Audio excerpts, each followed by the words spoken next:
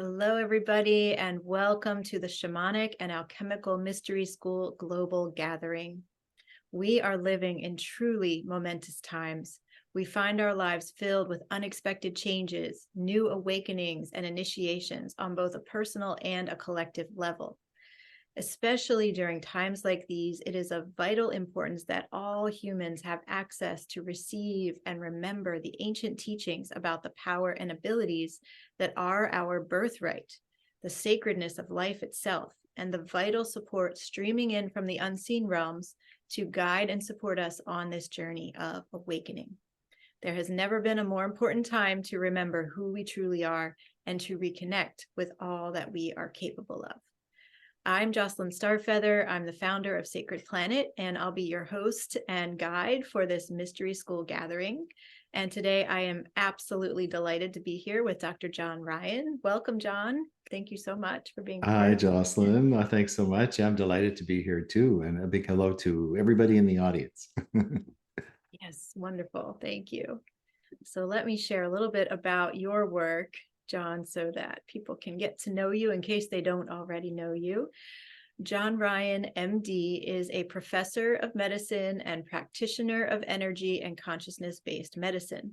He is an author of Unity Field Healing, Volume 1, Foundations of Energy Medicine and Quantum Healing, and he is the founder of Unity Field Healing, or UFH, a new quantum process based on conscious activation of the DNA field to support healing and personal evolution.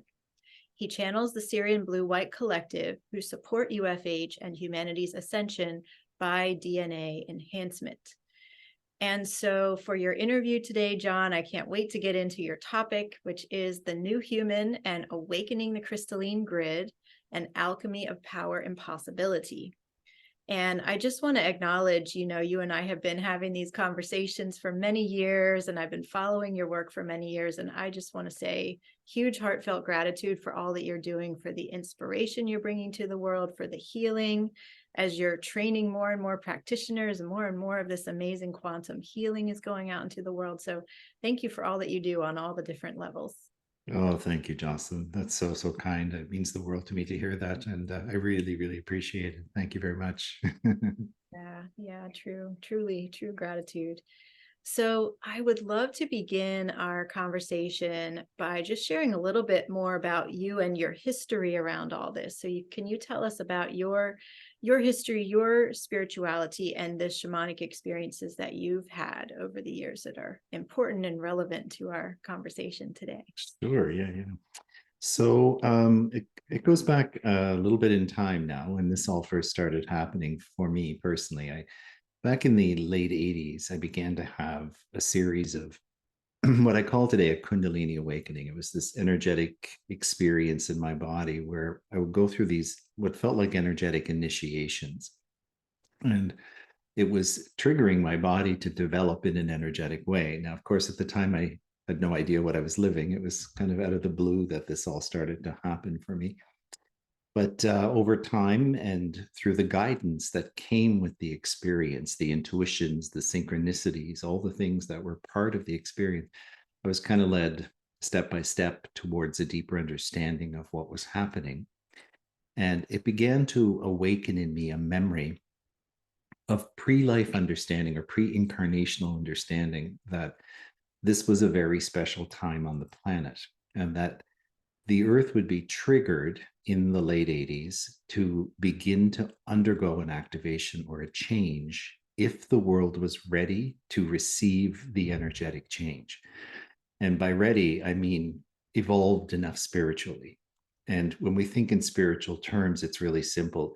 Is there enough love in humanity to nurture or foster the evolutionary change that would be provoked with what would come by triggering these changes on a galactic level or on a cosmic level?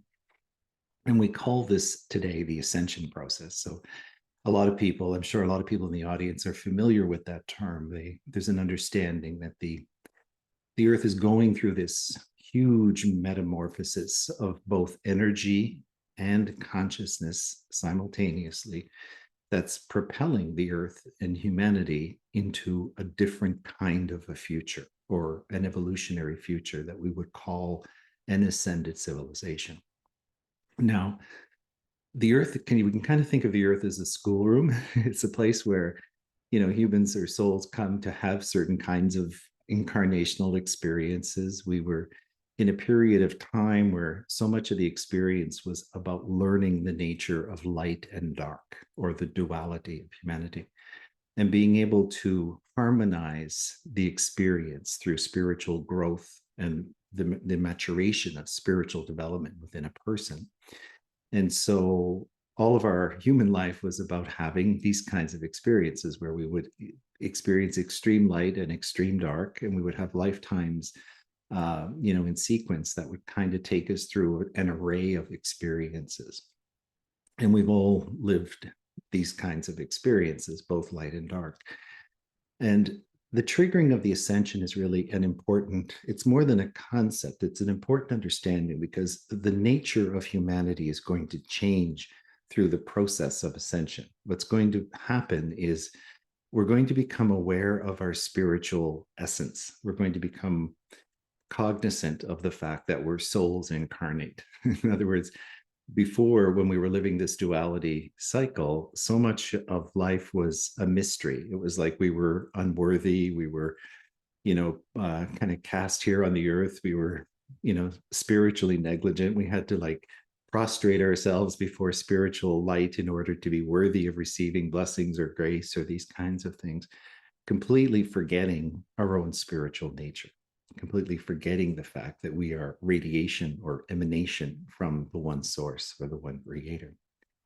And that's a setup, if you will. It has to be like that to allow humanity to have these light dark experiences, because it's like a theater in a way. You have to kind of set the stage to have it, and part of that is forgetting. As we go through the ascension, we're remembering.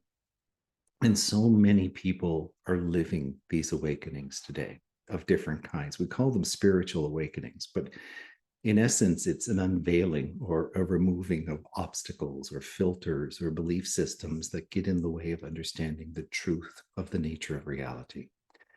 And so when I go back to my own Kundalini experience, it was the beginning of this. My energy and consciousness were being triggered to unshackle itself and to awaken to an understanding of the nature of reality in a different way.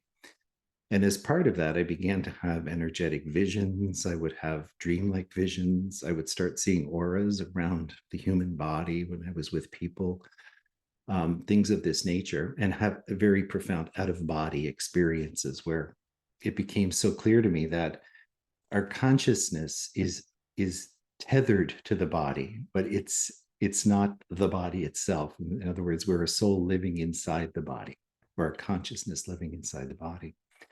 And our body is a vehicle. It's like the way we live here, we need to be anchored in one to live here. And then we use it to kind of move around in this reality and have experiences in this reality. But, when the day comes that we lay the body down and we move back into the world of spirit, our consciousness continues. It doesn't end with the end of a physical life.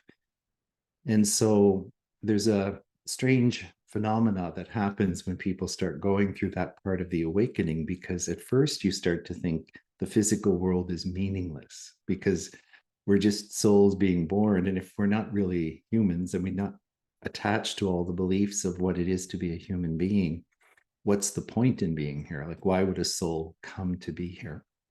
And it's because the earth is an incredible opportunity for creation experience, for creativity, and for understanding what it is to create, especially as a divine creator or a divine co-creator.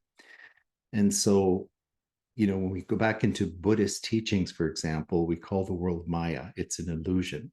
And the understanding is seated in the concept that the earth itself is not the nature of reality. It's an experience that's transient. The soul is permanent, but the experience on the earth is transient.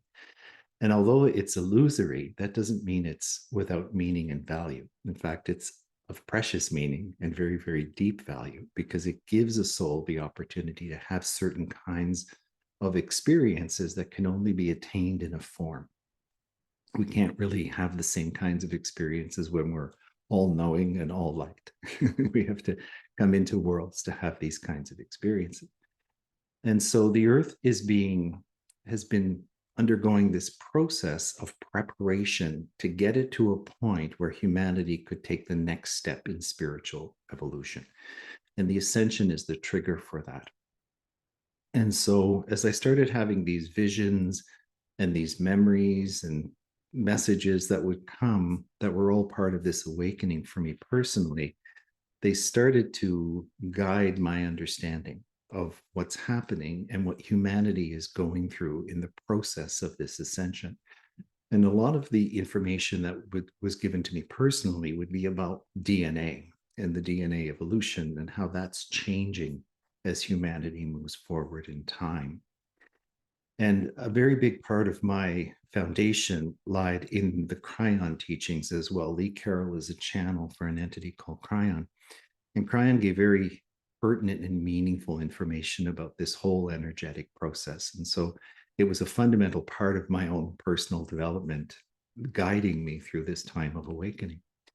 And in the Cryon teachings, Cryon speaks of the electromagnetic shift in the planet that would take place following the harmonic convergence in 1987 over a 25-year window to 2012, which we kind of earmarked as the end times or the end of time.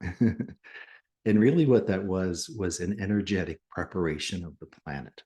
And so a simple way of thinking it is the Earth has an electromagnetic structure that holds the form in place. It creates this kind of circulating toroid of energy that runs from the north to the south axis around the planet, like this big donut of energy, just like an electromagnetic pattern you'd see with a magnet. And the Earth holds this energy as an electromagnetic presence to hold form into place.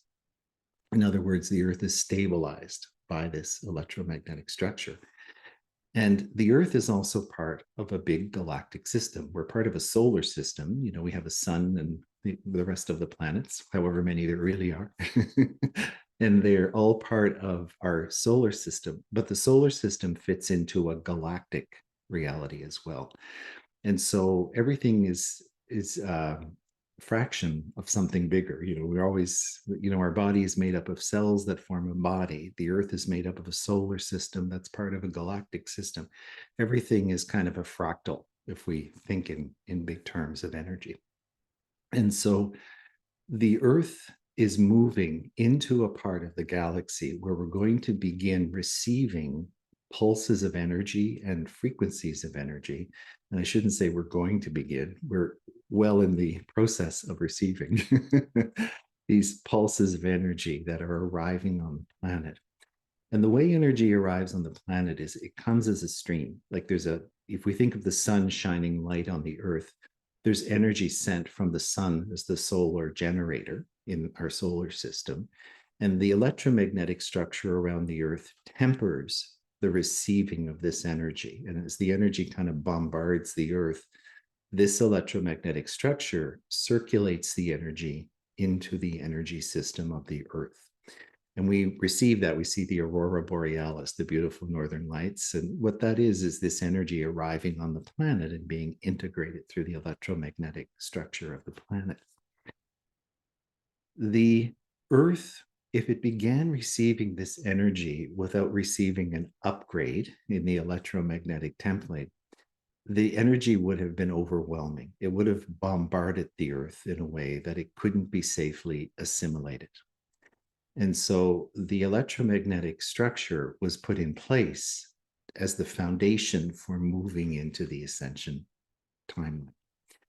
And starting in 2013, this energy slowly began. We were right on the fringe of the galactic threshold, if you will, of this field of light.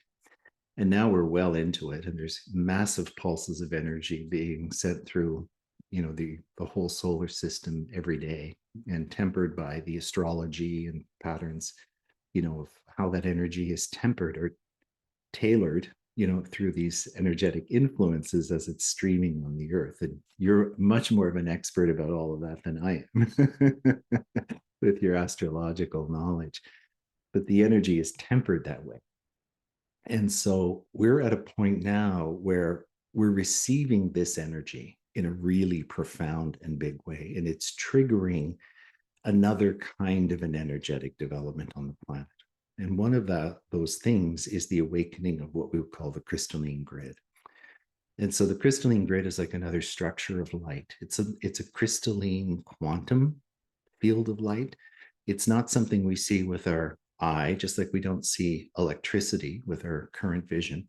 But people are sometimes able to see these energies. You know, they'll see auric fields and chakras and other quantum energetic things. And this light is now streaming on the planet as well. And the crystalline grid is awakening. And as it awakens, there's all kinds of interesting things that are happening. So one is a cleansing process. It's kind of bringing in new energy and pulsing out old energy. It's like a pump. So it's receiving energy, pulsing it into the field.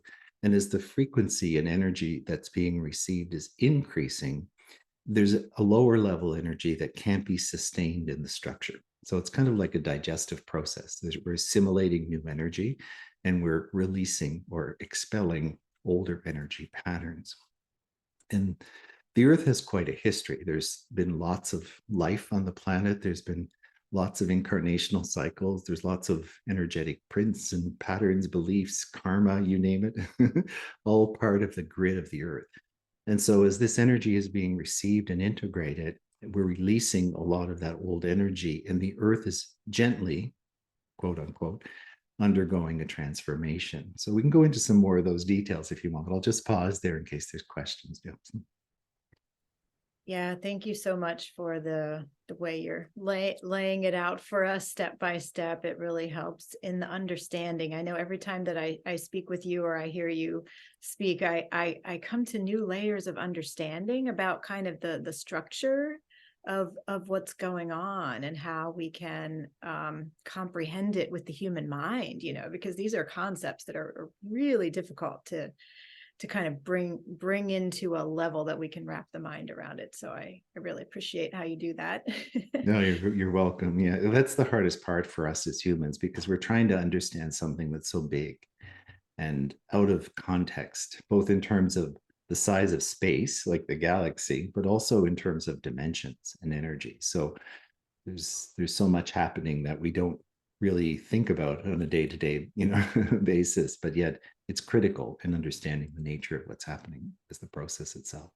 Yeah, and it's part of this remembering of who we truly are and how energy actually works, and this much larger, I really see it as a family. Astronomically and astrologically, we're part of this much larger family that is, we're so supported and we're so helped along the way by all of these energies and other friends out there in the cosmos. It's really incredible to expand the mind, expand the heart too, in our understanding of that. Exactly. Yeah. I heard it, as far as all the changes that are happening for us right now, I heard a really fascinating concept that makes total sense to me, and this is astronomical.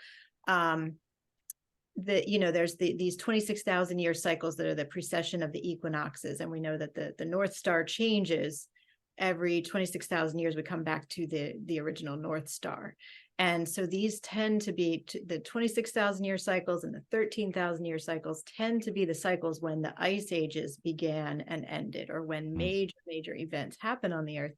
And so somebody at the CPAC conference that I recently heard was saying, actually a few of the researchers there were saying that we're the entire solar system, the sun, and all of us going with the sun, are actually moving around to completely different areas of the universe over that 26,000 year period. And so the part of the universe that we're moving through creates the energies that we're being bombarded with.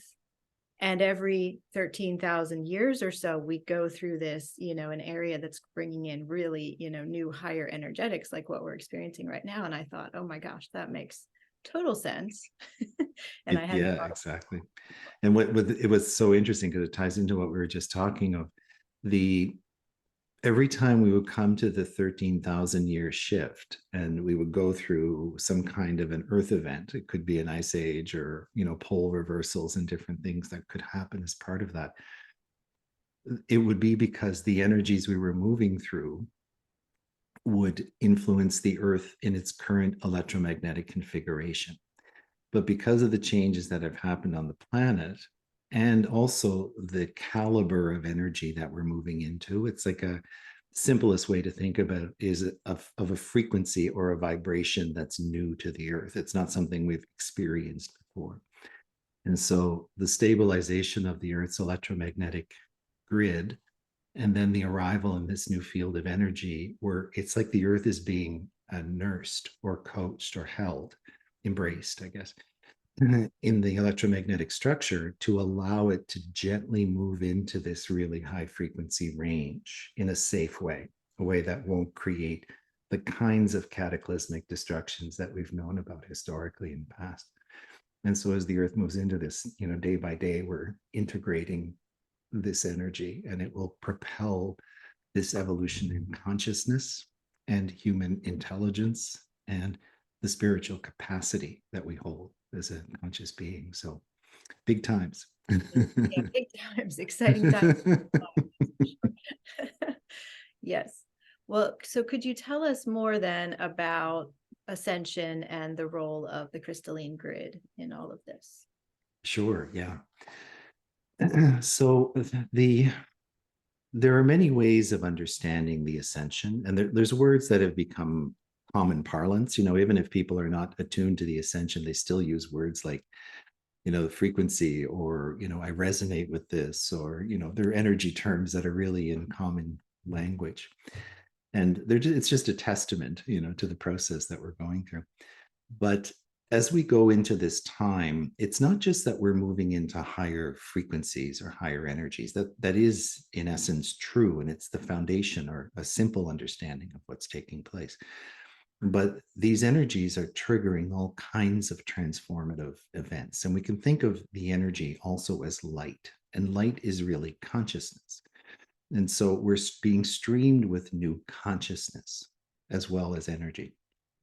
And so what this is creating is a trigger of events, some of which are planetary and some of which are specific to the human being. And so, as a human, we have DNA.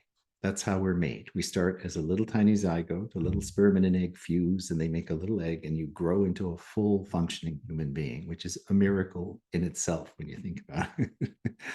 And at this point in time, we're starting to understand there's more to DNA than the physical cell. There's also a whole quantum field of energy and information. And in some of the visions, the shamanic visions that I had earlier, I was shown this DNA, this quantum structure. And so the way it was kind of presented to me was, as a soul, when we're going to incarnate, we come to the earth and we bring with us a package of information. We bring together attributes of energy that are going to be part of that journey, that temporary journey in time. And so we'll bring skills, we'll bring lessons, we'll bring attributes. We're going to decide our family. We're going to decide if we're going to be, a male or a female, or even a variation. We're going to move forward and, have a life experience that's kind of coded with a certain degree of what we would call karma or teaching as part of that journey. And so up to this point in time, that was the nature of things. We'd be born, we'd be very, very limited what we would bring with us in terms of consciousness. And we would focus that incarnation around that specific energy pattern. And as we go through the ascension, what's happening is that the nature of that process is changing. So people talk about dissolving karma, or, grace, or other kinds of words that define the nature of this process. And they're all true. What's happening is we're going into a time where, as a soul, you're not going to be limited to your memory of this incarnation. You're going to have awareness of many incarnations, and as well as the skills, the abilities, the talents that are part of those incarnations. And so you see this in the children today, the kids who are like kind of super awake, and they come in and they're so creative and they remember other lifetimes. And They start telling you about when they were your mother and your father and all these kinds of things that are part of that. And it's the beginning of this process. The kids are already open in consciousness. But the reason we're opening that way is the DNA is changing. And so the process that connects the soul to the body, the energy that kind of comes down as the soul into the body, comes through the form of this quantum DNA system. And in the work I do, the unity field healing work, we call it the 24th chromosome. And so this is an energy structure. It's not a physical structure that you can see under a microscope. It's a quantum energetic bridge or structure that is the mechanism that holds this energy and information in place for a soul to have access to it or to be alive in the body in the first place. The channel of this 24th chromosome, in really simple terms, is expanding. So, in other words, as we go through the ascension, this bridge of energy and knowledge that we would have as an incarnating soul was really, really tapered down to like a thread. As we go through the ascension, it's expanding open. And so we have more access to energy, information, and consciousness. And so what's happening is this expansion of the 24th chromosome is creating all kinds of influence on the incarnation of the person in the body. So we will have past life memories, for example. We will have awareness of multi-dimensional reality.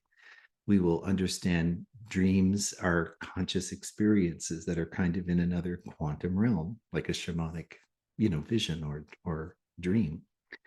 We will also have access to knowledge that we had in other lifetimes, which may be related to healing or creative pursuits or skills or abilities, like to be an orator or to be a writer or to be, other things that you may have kind of more fully developed in another incarnation, musical talents. And they'll start kind of bleeding in. And so as people go through the awakening process, they become really, we go through these little metamorphoses where it's like everything you thought was interesting to that point becomes boring. And then you're channeling towards another pursuit of knowledge or experience. And you realize that the reason you're attracted to that or the reason you're being drawn to that is because something is awakening in you that's kind of propelling you there. It's usually a memory, if you will. And so we'll travel to sacred sites. And in the process of going to the sacred sites, it's triggering really, really deep and profound knowledge from incarnations in those times. And so I'm sure, Jocelyn, you've experienced this in your journeys to Egypt, when you travel. Absolutely. Major. Yeah. And so I'm sure everybody can relate to that because it kind of just brings it down to earth. It helps us understand the nature of the process that's truly happening. And so as we go through this, we're assimilating bits and pieces of other incarnations, of other quantum memory and these kinds of things. And so it's a really unsettling time as a human being because historically, a person would be born, they may become a mother or a father, and they would have a family and a job, and they would kind of go through the whole life. And that was the essence of the incarnation. But in this lifetime, people are going through unbelievable metamorphoses all the time. So, you might be a mom and you're in a relationship, and then the relationship ends, and now you're a single mom, and then you're doing a job, and your job doesn't interest you anymore, and now you're doing something new, or you're drawn to something you didn't even know existed, like healing work and these kinds of things. And so people are constantly going through these renewals, these shedding of skin and renewal of consciousness experiences, and they're all part of that ascension propagation. And it's really helpful if we understand that, because we judge ourselves if we don't. We think we're fickle, or we can't make up our mind about what we like and all this kind of stuff. But that's not really what's happening. We're being transformed. And so it's a beautiful understanding to have because it allows us to be so gentle with ourselves and nurse ourselves through change instead of being judgmental and critical and condemning about the nature of that experience. And so this is why it becomes so profound, I think, to have an understanding of the process itself, because it allows us to relate to it in a very humane way. And when we look at the world at large, it looks like it's going crazy. Like you just kind of see events popping up all over the world. We've been through two big wars that are still ongoing at this point in time. And you think, how can we be in the middle of a spiritual evolution when the planet is going berserk in these ways? And as a sensitive soul and a loving soul, you'll look at these events and you'll think, gosh, I can't take it anymore. Like it's almost overwhelming at times, the suffering and the pain. And you think, how can this be? And you start questioning your own beliefs. You can think, am I off the mark? Like, is the world really going crazy? And I think it's getting better. Like, is there, something, a mismatch there that I don't understand? But really, what's happening is the crystalline grid is awakening. And what happens with light? We think about light. A great metaphor is if you had a house that's been all boarded up, and then along comes someone who's going to do a renovation on the house. Well, the first thing you do is you pull off all the old boards and things that are blocking up the windows and doors. And the wind blows in and the light comes in. It's dusty, it's dirty, it's messy. You got to put on your mask to get through it. You need goggles because there's so much dust in the air. You have to work through all the dirt and silt and accumulation. And then you get to a point where you start breaking everything down so that you can start to build something that will work in a new way. And a big planetary renovation is no different, really. But we experience it in societal ways and in cultural ways. And so much of what was part of the old paradigm of energy has to break down because it can't be there as the foundation for what we're going into. And so it has to be dismantled. There's no way around it. And humanity has to get to a point where we understand the unity of humanity and that we begin to operate as one family, like one collective group of beings on the planet. And so much is against that in the way we've set up our societal norms and our countries and borders and all the things that have been part of historical times. And so, we have to start moving towards a culture that understands itself as many facets of the same being or many different. For example, if there's 3 cultures or 4 cultures, human beings at core are the same, but the cultural expression, the cultural manifestation is unique to a certain group of people that have gone through a certain experience. But at the core of our being, we are the same. We are all human beings with a beating heart and, a love of our children and all the same things that unite us as human beings. And so humanity is going to go through all kinds of experiences that will help us navigate our way there. And the more we resist, the harder it is. The more we're on track, the easier it is. But if we understand what we're doing, then at least we have a focus or a direction or a light kind of guiding the process. And so when we think of what's happening on the planet today, a lot of it is part of that bigger process. Now it can sound trite or dismissive, to say things like that when people are, today, hovering in a cave somewhere, hoping that they survive the next day or the next 2 days. It sounds okay. That's great to have a big cosmic understanding. But it's important at the same time to have that cosmic understanding because you realize the essence of what's happening and how to move through it and out to the other side and to restore an order and a peace and a balance that will nurture that evolutionary development. The day will come when humanity will look at war thinking as the very last resort for anything. Would that be what we want to do? It could happen, but it would not be something that would be reflexive or natural at all in the consciousness we're moving into. There would always be a search for another way of creating solutions to issues and problems. And that would only be, purely in defense and purely in a process of that kind of understanding. And so we'll get there. It might seem like a long road, but it's where we're going. And this is really a challenging time for that reason, because we're all living our own metamorphosis. The earth is living her metamorphosis. Culturally, we're living all kinds of metamorphoses, and they're all happening simultaneously. And it's not going to get any easier. It's going to get more directed. In fact, the energy coming is getting stronger and stronger and stronger by the day. And so I'll just pause again there, Jocelyn, to kind of make space if there's a question.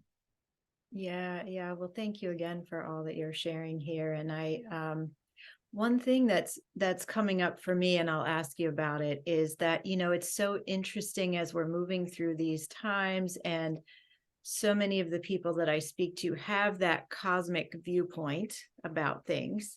But then there are also people who are my friends or people who I dearly love, and I know we all have this, that are very much in the mainstream, have not gone through this awakening or ascension journey, have not stepped into that part of their path yet, and maybe not in this lifetime, who knows.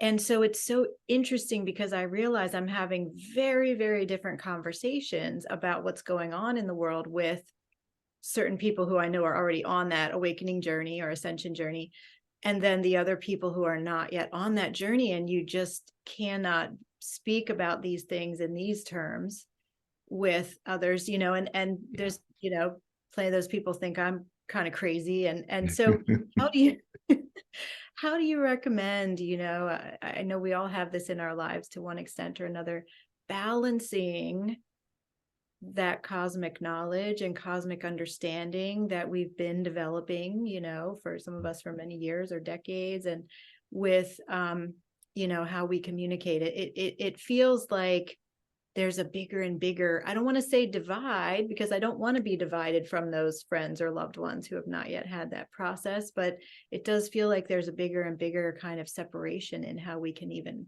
talk about things.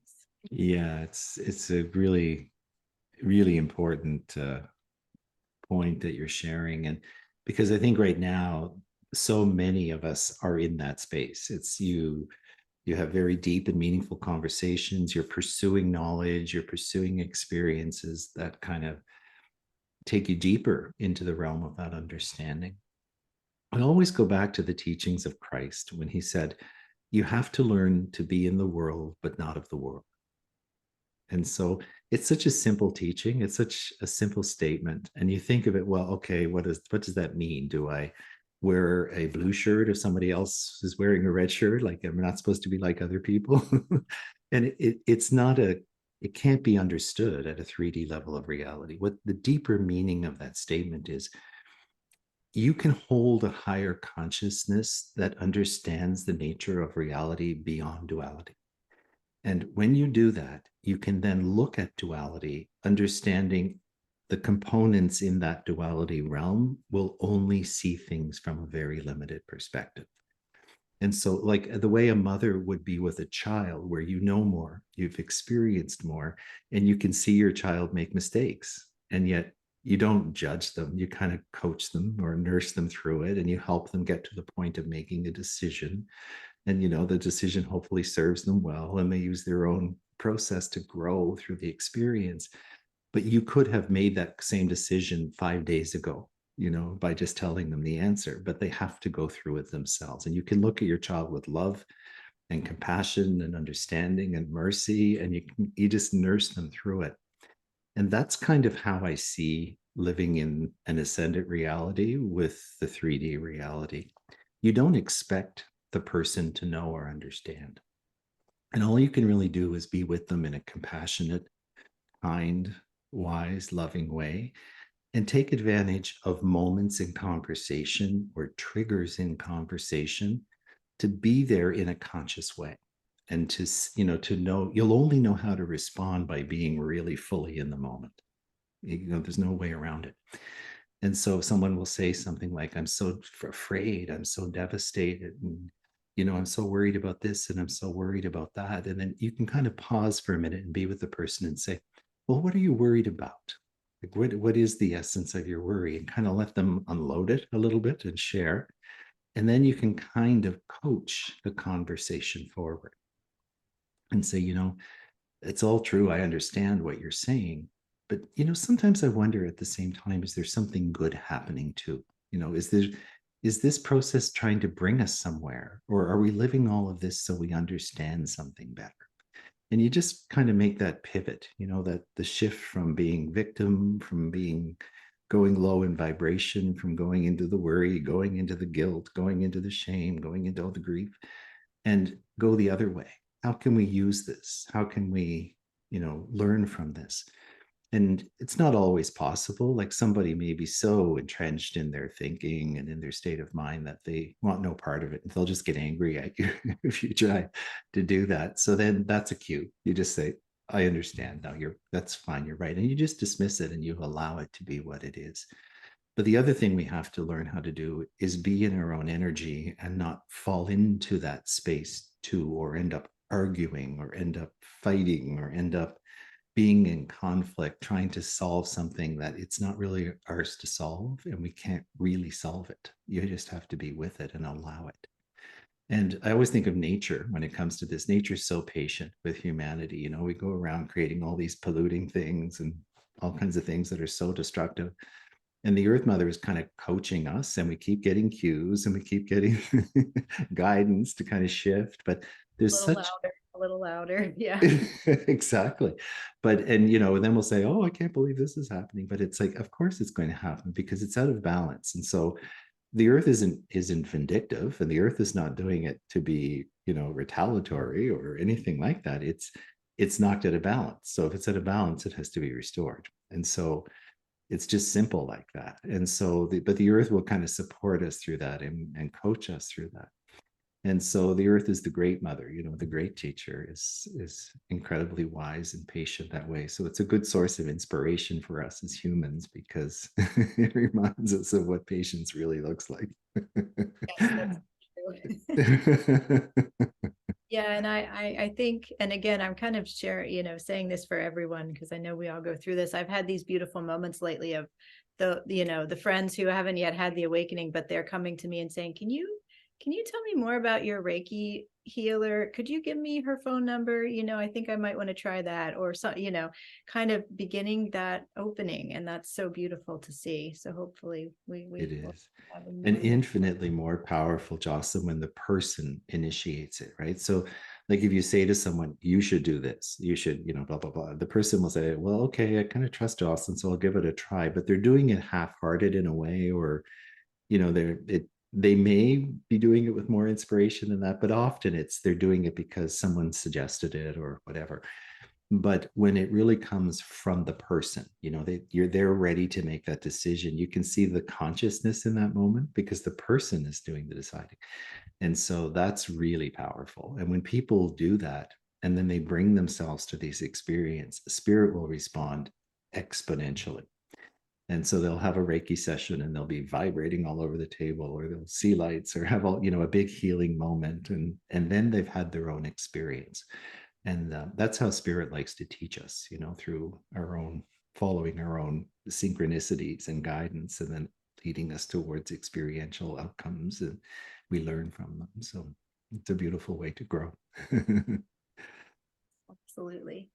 Well, I have one more question for you, and I would just love to hear a little bit about what you received for 2024, because as we're recording this session today, you had just recently released your 2024 message from the Syrian Blue White Collective. So could you share a bit about that with us today? Sure, yeah. So every year, so I'll go back a little bit and just explain for people who are perhaps new to my work. The Syrian Blue White Collective are a group of light beings that came to me in a meditation years ago, and they began guiding information that I was receiving, and so I started to do monthly transmissions of teachings and energetic meditations, and they're tailored to support humanity through the ascension journey, to really kind of be there in a overseeing, nursing, supportive kind of a way to help us achieve the energetic changes that we are living through in the world of form. Like it's easy in spirit to see all this and understand all this, but to live it through your body is a whole other experience. And so they're there in a mentoring way and also in a very supportive and nurturing way, but they provide information. And every year they tend to give a message that's kind of the overview of energy for the times to come. And in 2024, they've said it's a year of deep crystalline integration. And they said what this is going to be triggering for people, especially people who are kind of anchored on the ascension path or have been doing this work for a while, is we're going to begin really integrating into the physical body higher levels of quantum essence or higher levels of quantum light structure. And so they talk often in their teachings about the diamond light body. And we can kind of think of this as the next level of human incarnation. It's kind of the, we're aware of our chakras and our energy bodies, our etheric body and our emotional body. But as we move forward in the energy, we're moving towards a new kind of organizational structure in terms of those energy fields. And so people receive this information in all kinds of ways through the filters of their own mind and understanding. But the way the Syrians talk to me about it is the diamond light body. And so they've been explaining in the more recent transmissions, we're doing these crystalline integrations, and they have me create these pictures of crystalline overlays, kind of energetic overlays that are part of the developing energy matrix. And so as we go into 2024, we are being really developed in energy, is the simple way of thinking about it. But the beautiful thing that started to happen is as we do these energetic integrations, they've begun working with the group who do the transmissions, doing something that they term star seeding. And what this is as our energy develops and we become more quantumly expanded, the crystalline body of the earth is expanded in such a way now that it's also much more powerful, much more developed, and a lot more light and energy. And as the earth is evolving and we're evolving, the interface between humans who are carrying these light fields, if you will, becomes really, really powerful on the planet. And what they're having us do is that, and we're babies in this, like we've done 2 of them, I think, to date, but they're meditations that we do kind of separate from the transmission. Whereas a collective quantum group, we're receiving energy codes. And I think of them like crop circles, like these geometries of light that are being brought through the group and anchored in the crystalline grid. And so we're seeding in the crystalline grid seeds of energy that have a future potential. And so they're all about moving the earth forward, moving the earth into consciousness experiences that are supportive of an ascended civilization. And so the very first one of these they did went back to Ukraine when the war in Ukraine began. And there was a template installation that was done through meditation in the area. And it became really big. It kind of covered all of Russia, and Russia is a huge country, and Ukraine and the whole, eastern aspect of Europe and all that area there was this crystalline structure that was planted there. And I could see the murky energy in it and how it was going to begin pulsing and processing the energy to help shift the vibration of the energy. And then in the last seeding, we were seeding a pattern that would, the way I think about it is, would sing the vibration of peace. It's like a structure of energy that as it vibrates and the energy strikes it and sings on it and it emanates its vibration into the grid, it's peace. It's singing the song of peace into the grid. And so it's magnificent to really receive the teachings, because we've done this before, but not quite in the same way that we're doing it now because of the nature of what's happening on the planet. And so we're being called upon to participate. Like so much of the prior energy transformation was about healing and personal development and moving through our wounds and all the things that are necessary, really important and necessary part of the process. But as the energy gets stronger and our quantum essence is developing, we also have much more ability. And so as we receive these energetic integrations and the quantum integration, we become stronger in the ability to do things that are aligned with the energy of where the earth is going. And so when we're doing things of that nature, it's like the wind is at our back. And if we're doing things that are against that nature, there are going to be all kinds of obstructions and blockages because there's a directive energy. There's a process that's being guided to get us there. And so it's a really powerful year. It's almost like the year I feel like we become one with the earth in a crystalline way. And we really begin using that relationship, that love, that power to manifest really high level, if you will, quantum change that's supporting the bigger process for everybody. And the way I think about it is it just makes it easier for people to achieve. It's the kind of healing that, imagine if you're singing peace through the grid of the planet, then it's easier for humans to choose peace, for example, or to maybe you're going to have an argument with your sibling, but you decide not to, and you have peace instead, little moments like that that are part of the bigger mosaic of reality. And so I think it has a really profound potential to help us, to support us. And that's really what 2024 is about in its simplest terms. Amazing. Thank you for sharing that with us today. And I really resonate with that. That idea of, if we're moving in alignment with the energies of the earth, that, going forward, it will flow, it will feel easeful, much more. And then if we're going against that, or we're not matching up with that, it's going to feel hard. And it just sounds to me like we're going to have really clear cues that next year about, okay, I know I should continue on this path because it's flowing. It's not working at all. Let me change my plan. Yeah, don't fight it. And it's tough. So, because sometimes there's like a little challenge on the path, and you think, am I supposed to just kind of like burn through this and get to the other side? Or am I supposed to take this as a cue and stop? And when we're uncertain, like I'll often say, when I don't know the next thing to decide or the next thing to do, I'll do nothing until I feel a sense of clarity. So I'll just pause and meditate, or I'll hold it in my heart for a little while and let it speak to me, and then make a decision from that space. And that may be, yeah, this is not the right thing anymore, or this is the right thing, and I just have to work hard and go through that space. That makes a lot of sense too. Yeah.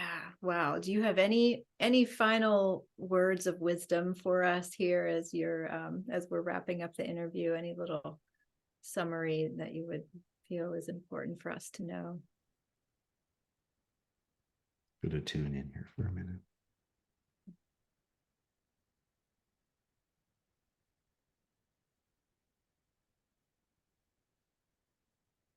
I think the message for the moment, Jocelyn, is really about kindness.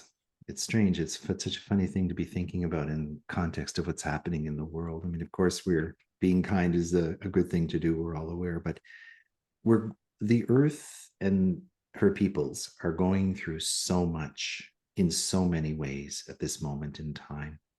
And you turn on the news, it's bombarding. You speak to people, you hear their fears and concerns and worries. You look at the world and you think, how is this ever going to resolve itself? And so on. So it's easy to be in overwhelm. And everybody's feeling that, whether you're feeling it super consciously or you're feeling it as a baseline vibration. Everybody's kind of in that state. And here we are trying to live our lives, and we're doing the best we can going around the world each day. And just to remember how profoundly challenging it is what we're living as a human culture right now, and that to allow that to be a base compass, so that when we look at people in the world who are behaving in a certain way or thinking in a certain way, or so hard to be patient with for one reason or another, just to step back for a minute and realize the bigger process that's taking place, and to move into a space of compassion and kindness, and to do it so often during the day that it just becomes a state of being. Remind ourselves every time we're out of sync with that to move back to that and begin living from that place. And we're going to see that when we do that, it happens so naturally. Like we'll be so caught up mentally in something, and if we just pause and we remember the wisdom of that, we'll sink back into that space. I always say it's like being in your heart. Instead of being in your head, it's like being in your heart, and being in that space in a compassionate, nursing, kind way. But it begins with oneself. We have to really treat ourselves that way too. We can't give that away if we don't have it. You can't give away what you don't have. So by resetting that energy within our being, and just being kind with ourselves about it too, like rather than judging that we're not feeling kind and compassionate, just pause and feel kindness and compassion and let it flow over you. And then in that space, let it flow out to everybody around you. And reset our energy. It's a time where more than words, we really have to learn how to operate our energy field. And so really be in that space of, I'm trying to give words to it, kindness, compassion, be in that space and feel it.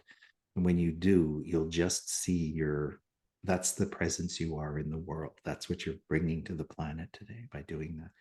And it has such a contribution to the collective whole when we do that. And as our energy is amplifying through these crystalline integrations, a person who's been processing energy and is carrying that kind of a light field, that person who sits in peace and compassion has a huge influence in the crystalline grid.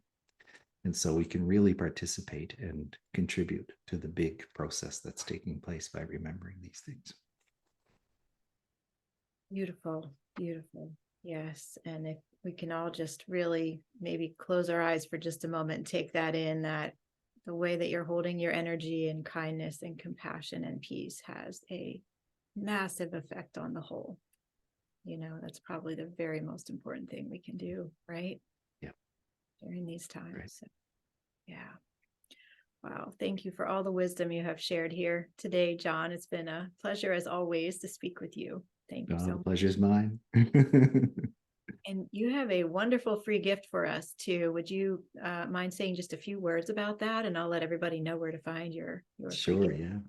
So what I always like to do, Jocelyn, when we do interviews and things, is I'll create a little contest, and I'll get people to enter the contest, and I'll select intuitively 3 people to receive the gift. And what it is the whole 3-session package of Unity Field Healing in the audio version. And so 3 people will be selected, and when they'll be sent all that information and the links to the guided meditations and things that are part of the package. Okay, fantastic. So everybody, if you scroll down just below this video, you will see the link to claim that free gift and enter the contest. And also, John, where can people find you online? And is there anything new you want people to know about that you're working on right now? So the easiest place to find me online is the primary website, which is unityfieldhealing.com. So all together, unityfieldhealing is one word.com, no dashes or dots. And the website's kind of self-explanatory. There's a lot of tabs at the top that take you into different sections. One is Unity Field Healing. One is all about the Syrian transmissions. One is about Ascension products and things in the store, all that kind of stuff. So people can access that through the tabs at the top primarily. And I keep the front page of the website kind of up to date, triggering new things that are happening. And all the events, the transmissions and the different things, the Unity Field Healing training programs, and some exciting things coming up in 2024 that I can't share yet. But they'll be on the events page as soon as things do become available. So all the current events will always be up to date there as well. Okay, that's great. And that your website will be linked right below this video too with your bio. So everybody can easily go and click on that. And I really encourage you all to go and get the free gift and check out John's website. There's a lot of treasures on there. So enjoy. All right. Well, thank you once again. And I hope you have a beautiful rest of your day, John. And thank you so much for being a part of this event. Thank you, Jocelyn. It's my pleasure. And thank you also for all the incredible work you're doing and light sharing that you're doing. So it's so important. And I'm thrilled to be a part of it and the community. And from the very bottom and top of my heart, I thank you very, very much. Oh, thank you so much for your kind words. And everybody listening, I hope you have enjoyed this interview. I hope you've received so much from it. And please do stay with us and tune in for our next interview as well. Much love to you all and blessings, everyone.